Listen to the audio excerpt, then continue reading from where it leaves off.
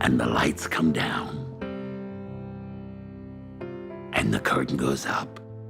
Matthew Shepard's death 20 years ago really galvanized us in a way, and it forced us all to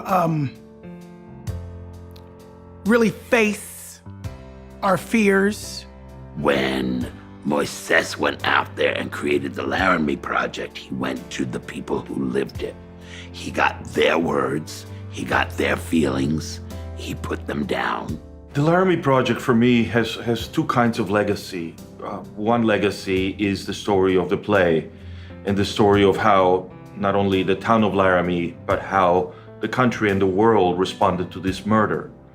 It was a watershed moment in our history where we as a country, where we as a culture took notice. The other part of the legacy is this group of artists. This group of artists that took that journey with me, that went to Laramie. This group of artists that spent almost 2 years of their lives working on this play to make it what it is. We were in Laramie, and he came up to us. We were sitting on the steps at one of the major buildings, and he said, "I want to introduce ourselves and tell you about an idea we have." And our first question was, are we in it? And do we have to participate? And he said, no. And I said, good, go for it. The Laramie Project, I feel like, is possibly one of the greatest examples of what theater can do. The Laramie Project preserves in time a specific social moment and a specific collection of psychological perspectives and experiences that would never have existed if not for that piece of theater. It was surprising, and it was fresh, and it was everything.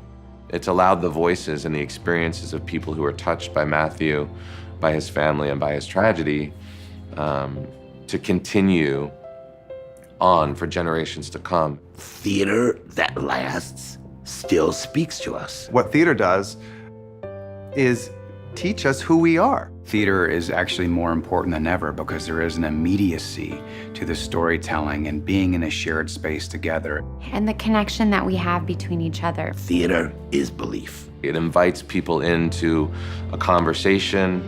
It challenges people in a moment. Theater is the place that reminds us of our humanity. A young man was trying to figure out his life, and there's now a foundation that supports people who are also on the journey of doing that. The opposite of hate is the only way forward. The opposite of hate is empathy. Is education. The opposite of hate is freedom.